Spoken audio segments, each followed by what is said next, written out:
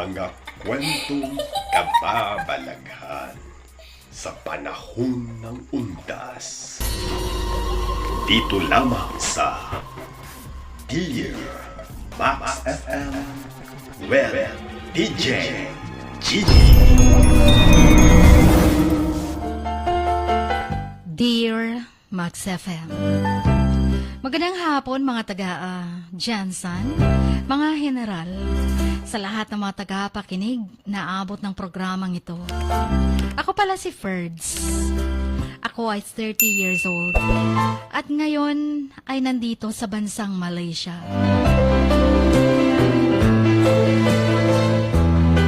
Originally, I'm from Cotabato. And then, sa Jansan na ako nag-aral ng kolehiyo. Nag-working student ako sa isang fast food noon sa Jansan at sa Dajangas North naman ako nangupahan. Unang kita ko pa lang sa boarding house during nag-inquire pa lang ako. Iba na ang vibe sa akin. Something dark ang aura.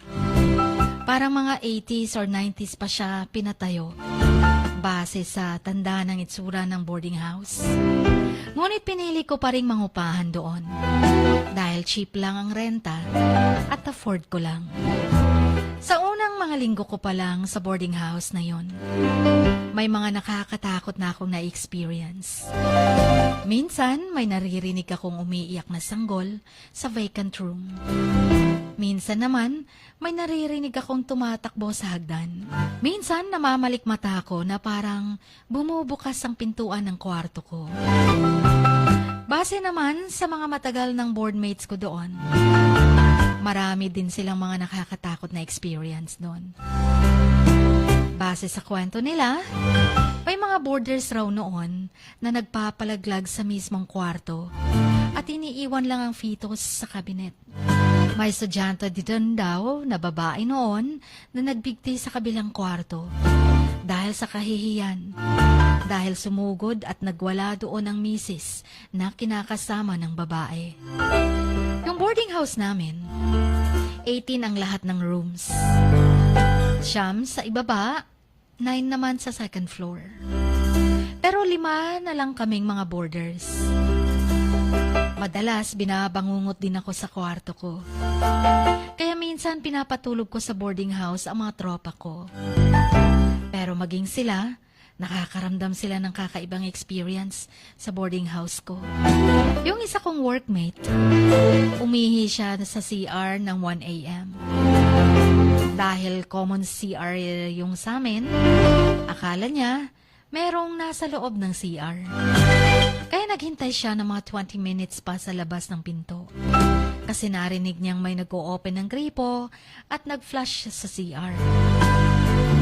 Pero sa katagalan, kumatok siya at natulak niya ang pinto. Nalaman na lang niyang walang tao sa CR. Wala palang nag-flush sa toilet. At close naman ng gripo. Kinabukasan, kinuwento niya sa akin ang experience niya. At kinuwento ko yun sa may-ari ng tindahan na katabi ng boarding house. Nalaman ko sa kanila na maraming araw nagpapakita at nagpaparamdam sa aming boarding house na yun. Meron daw di umanong tiyanak at yun daw yung mga nagpapalaglag sa kwarto. At yung black lady, siya raw yung student na nagbigti. May isa pa daw na nagpapakita dyan na tinatawag nilang abat or abat. At siguradong siya daw yung nanakot sa hagdan at CR. Ang abat daw para daw yung manananggal.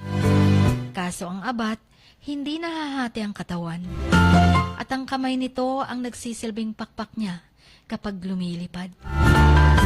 Umabot din ako ng 1 taon sa boarding house na yon. Tsaka ako lumipat. Ngunit dun sa nilipatan kong boarding house naman, may sunod-sunod pa akong binabangungot din dun. Sabi ng ibang boarders, marahil konektado daw yung palagi kong bangungot sa material na gamit sa boarding house. Kasi gawa sa kawayan ng sahig. May paniniwala kasi raw sa Ilocano na ang bangungot o tinatawag nilang batibat ay naninirahan sa mga kawayan. At sa oras na puputulin mo ang kawayan at magambala ang tirahan, kusang sasama raw ang nilalang na bangungot sa inyong tahanan at maghihiganti ito sa pamamagitan ng pagtulog mo. Kapag tulog na ang tao, dadaganan niya ito o papatong siya sa dibdib mo hanggang sa mahirapan kang makahinga. At dito ka na bangungutin. Fast forward, year 2022. Nung dumating ako dito sa Malaysia, nagtrabaho ako as a chef. Akala ko, magiging normal na ang pagtulog ko. Ngunit maging sa accommodation ko ay may mga naririnig akong babaeng umiiyak. Kahit wala naman. At dito naman ako nagsimulang binangungot. Nung ibinahagi ko sa mga Malaysian friends ko ang mga nakakatakot na experience sa accommodation place ko, kinuwento nila sa akin na maaaring yung narinig kong babaeng umiiyak ay ang nilalang na tinatawag nilang Pontianak. Isa raw ito sa mga mythical creatures sa Malaysia. Kung sa atin ang tiyanak ay sanggol na namatay, nilaglag o pinalaglag, ang Pontianak ng Malaysia naman ay isang babaeng namatay dahil sa panganganak. Namatay ito ng niluwalang sanggol at di matahimik ang kaluluwa dahil di matanggap ang nangyari sa kanya. Ngunit katagalan, nasanay na din ako sa mga naririnig ko. Nagpapatugtog na lang ako sa kwarto ng mga worship songs until na-meet ko si Ate Beth, yung Pinay nurse, at kinuwento ko sa kanya mga nakatakatakot na experience ko. At ang palagi kong pagkakaroon ng bangungot, maging ang experience ko nung nasa Pinas ako. Pinayuhan niya akong bumisita sa pinagtrabahuan niya at para masuri ang health condition ko.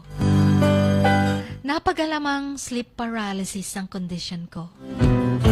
Maaaring dahil sa sobrang stress at dumadaan ako sa silent depression. Maliban pa doon, yung pancreas ko ay namamaga.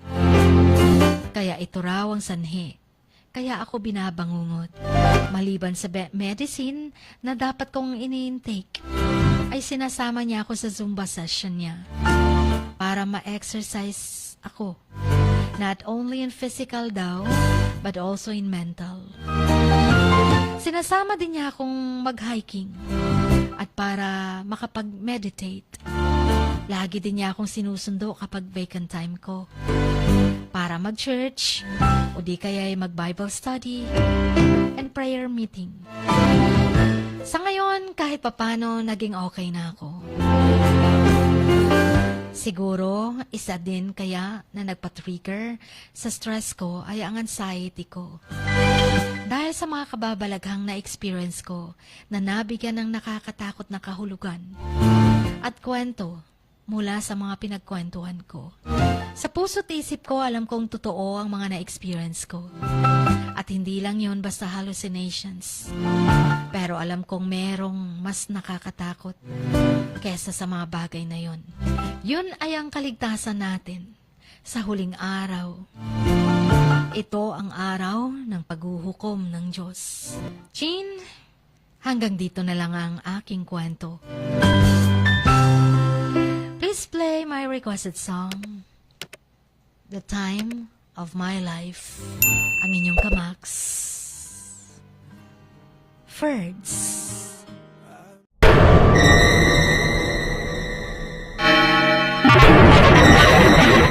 Knock, knock. Who's there?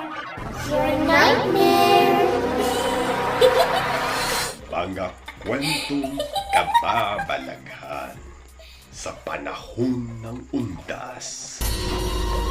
Dito lamang sa Dear Max FM with DJ Gigi. I've been watching you. I know what you've been doing. Max News FM. You will be afraid to the max.